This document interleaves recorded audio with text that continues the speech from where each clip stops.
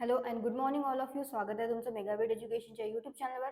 तर चला बघूया व्होकॅब्युलरीचे वर्ड्स, वन वर्ड सबस्टिट्यूशन्स आणि idioms and phrases. So first word आहे आपला तो आहे कन्सेन्सस. Okay, consensus. कन्सेन्ससचं डेफिनेशन आहे अ जनरल ॲग्रीमेंट, म्हणजेच एकमताने किंवा सर्वानुमते जो ॲग्रीमेंट असतो त्याला काय म्हणतात, कन्सेन्सस. तर सिनोनिम्स काय त्याचे, agreement, harmony, concord, like mindedness, concurrence, common consent. Okay, तर मराठीमध्ये काय म्हणतो आपण कन्सेन्ससला, सर्वानुमते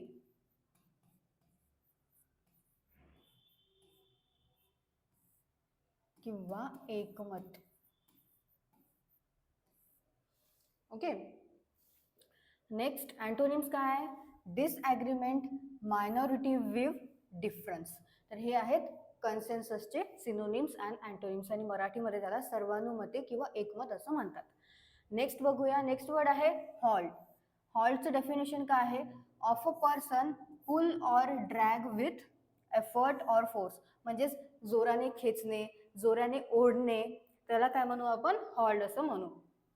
तर मराठीमध्ये काय म्हणतात त्याला,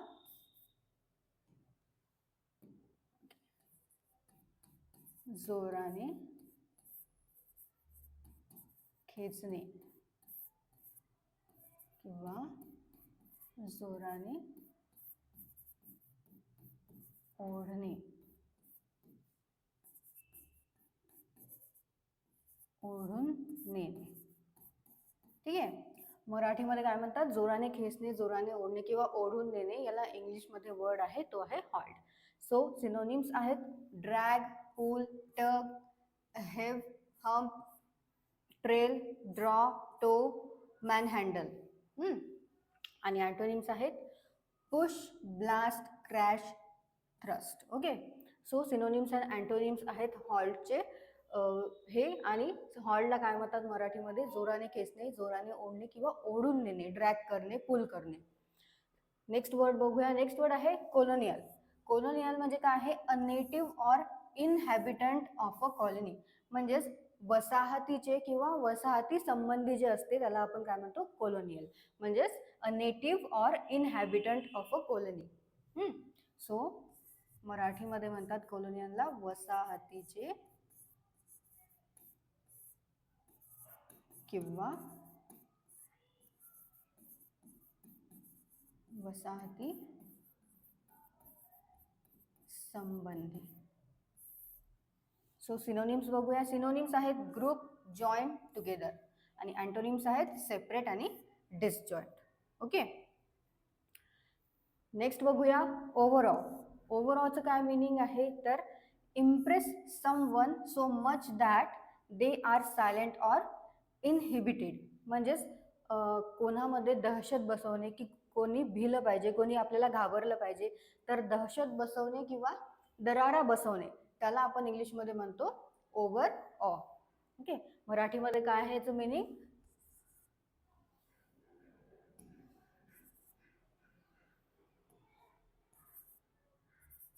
दहशत बसवणे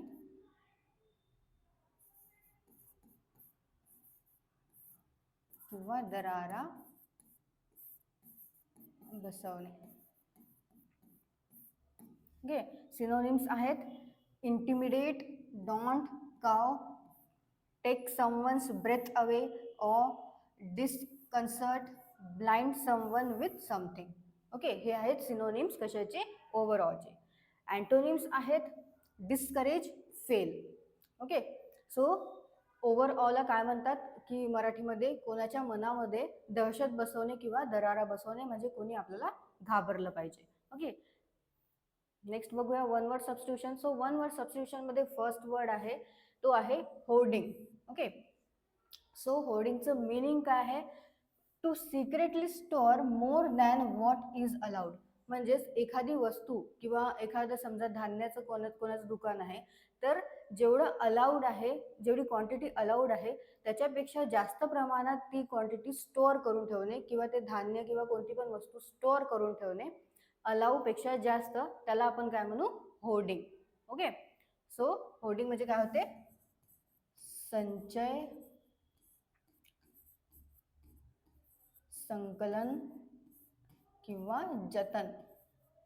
ओके, म्हणजे सिक्रेटली किंवा जेवढा अलाउड आहे, जेवढी क्वांटिटी अलाउड आहे त्याच्यापेक्षा जास्त स्टोअर करून ठेवणे, त्याला आपण वन वर्डमध्ये म्हणू होर्डिंग. नेक्स्ट आहे टेस्टिमोनियल.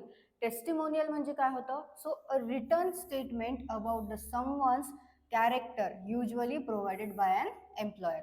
म्हणजेच एखादा व्यक्ती आहे, एखाद्या व्यक्ती आहे जो की जॉबवर आहे, त्या जॉबवर असल्या त्या जिथली जी सेवा केली आहे त्यांनी, ओके, त्या ऑफिसमध्ये जे त्यांनी काम केलेलं आहे, तर ते काम जे आहे त्याचं एकदम प्रशंसा करण्या लायक आहे. सो त्याची प्रशंसा करू शकतो आपण.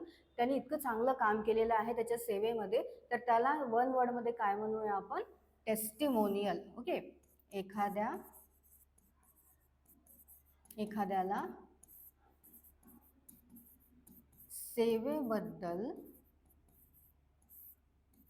केलेली प्रशंसा.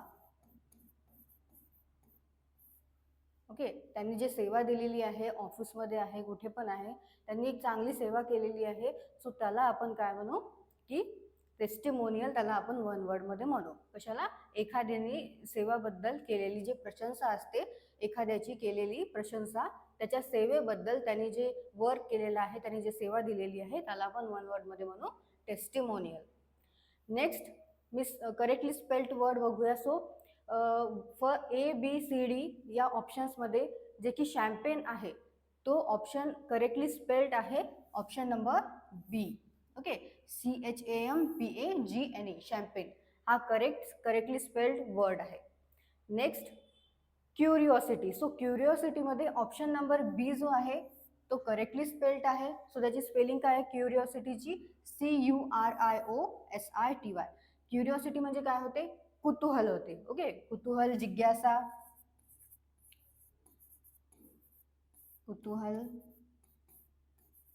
जिज्ञासा किंवा उत्सुकता. ओके, सो क्युरिओसिटी म्हणजे समजा एखाद्या आपल्या एरियामध्ये किंवा आपल्या गावामध्ये काही नवीन आलेलं आहे, जसे की लॅम्बोर्गिनी, समजा गाडी, एखादं एक्झाम्पल घेऊ आपण की लॅम्बोर्गिनी आलेली आहे, फरारी आलेली आहे, तर त्याला बघण्यासाठी खूप लोक जातात. तर म्हणजे काय आहे, त्यांना क्युरिओसिटी आहे, उत्सुकता आहे बघण्याची त्या कारला.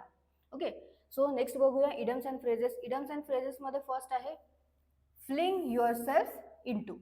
तर याचं मिनिंग आहे doing something with a lot of energy and एन्थुसियाझम.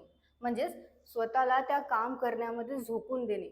जसं आता एक्झाम्पल आपण एक्झाम्सच घेऊ. सो आता एक्झाम्स आहेत, तर त्यामध्ये खूप सारे ॲस्पायरंट्स जे आहे ते काय करत आहेत, स्वतःला झोकून देत आहे, सो एकदम प्रिपेअर करत आहे, हार्डवर्क करत आहे सिलेक्शन करता. सो ते काय करत आहेत? Fling yourself into. ते फ्लिंग करत आहे स्वतःला, म्हणजे काय करत आहेत? स्वतःला झोकून देत आहेत.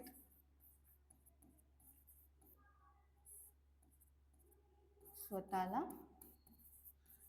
झोकून देणे. नेक्स्ट बघूया. नेक्स्ट आहे bat and eyelid. Bat and आयलिडचं मिनिंग आहे to display a subtle emotion reaction such as concentration, annoyance, sadness, Joy.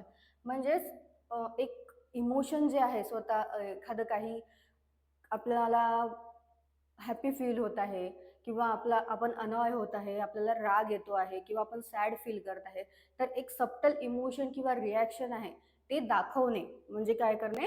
Bat and eyelid.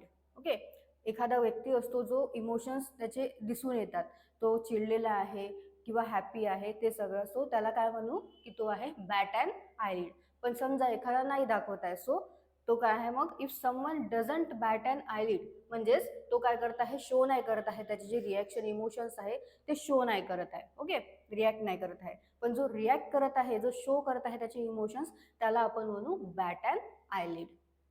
Okay, so हे आहेत आपले आजचे वोकॅब्युलरीचे words, idioms and phrases and one word substitutions. आपण correctly spelled word सुद्धा बघितलेले आहे. सो हे वर्ड्सचे तुम्ही सेंटेन्सेस तयार करत चला, दररोज याचे सिनोनिम्स आणि अँटोनिम्स सुद्धा रीड करत चला. आणि तुम्हाला आणखी लक्षात घ्यायचं आहे, त्याला मराठी मिनिंगमध्ये करून वाचा किंवा हिंदी मिनिंगमध्ये करून वाचा, जसं तुम्हाला वाटते तसं वाचा. आणि एखादा पेपर असेल तर पेपर लावा इंग्लिशचा, त्यामुळे तुमची आणखी प्रॅक्टिस होईल. त्या पेपरमध्ये एखादा पॅरेग्राफ घ्यायचा, त्या पॅरेग्राफमध्ये जो हार्ड वर्ड आहे, जो तुम्हाला समजत नाही की त्या वर्डचं मिनिंग काय आहे, तो वर्ड घ्यायचा आणि त्याचं मिनिंग चेक करायचं, आणि त्यामुळे तुम्हाला मग आणखी तो पॅरेग्राफ लक्षात येईल आणि तुम्हाला मग ते एक्झाममध्ये सुद्धा कामी येईल रीडिंग कॉम्प्रिहेन्शनमध्ये. ओके, सो असंच प्रिपेअर करत चला आणि all the best for your upcoming exams and thank you.